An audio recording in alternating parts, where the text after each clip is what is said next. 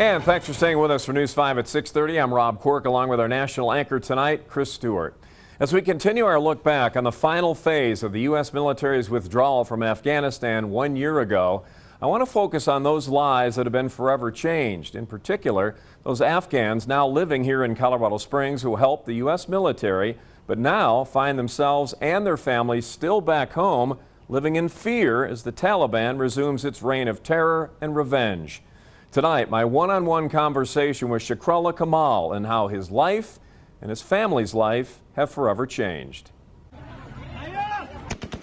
The images are unforgettable. The world looked on in horror, witnessing the desperation, the chaos, the panic, the death associated with the final phase of the U.S. withdrawal from Kabul airport a year ago.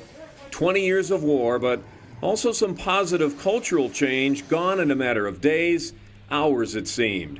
Shukrullah Kamal, a member of the Afghan Air Force, a graduate of the National Academy of Afghanistan, who worked alongside the U.S. military and NATO forces, watched from afar. He had been airlifted to Slovakia by the time the U.S. had finally withdrawn. That was really an emotional moment for me. As a soldier, we were going to lose the war, and we lost the war. And it was really hard for me that we lost more than 150,000 Afghan soldiers, and United States of America spent like $3 trillion over there, and 3,000 American soldiers lost their lives over there to prevent the war and make a peaceful country. But at the end of the day, that picture will never go away from my mind. It was really, really hard.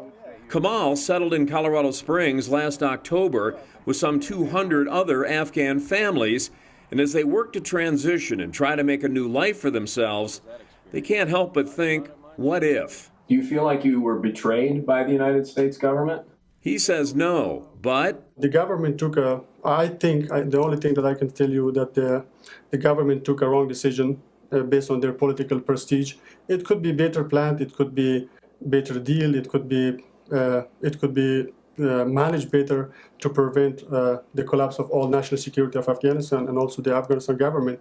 It's clear that any promises that were made by the Taliban in advance of the U.S. withdrawal about becoming a better global partner, about maintaining some things that had been improved upon over that 20 years, they were lies. They're all lies by that Taliban government. Yes, when the Taliban came and took the country,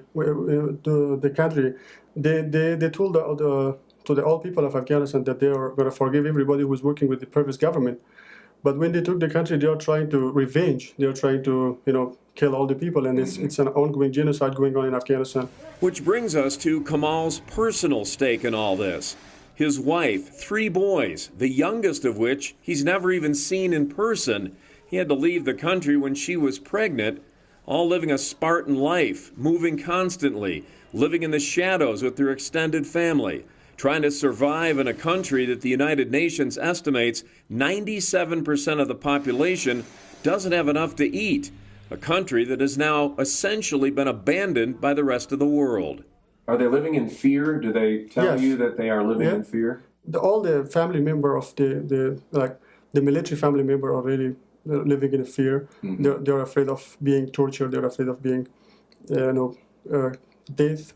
His cousin, Kamal tells me, a social activist before the fall, arrested, tortured, jailed. His whereabouts, unknown. He's not sure if he's dead or alive. Well, Kamal is able to communicate from time to time with his family if the internet connection is good. He sends them money when he can, hopeful he will find a long-term legal pathway to citizenship here and somehow bring his family to the United States. Meantime, he is connected with other Afghans here.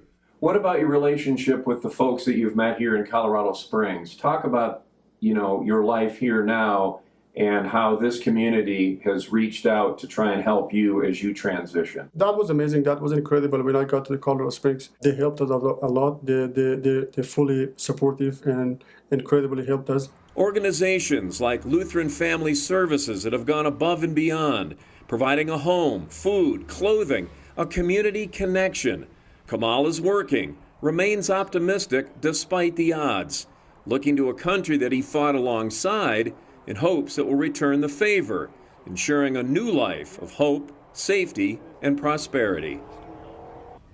And Kamal says he will never return to Afghanistan afraid of being captured, tortured, or killed.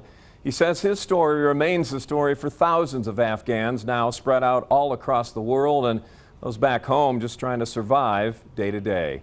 By the way, if you missed my first report last night, I've posted both on our website, KOAA.com, and our other social media platforms.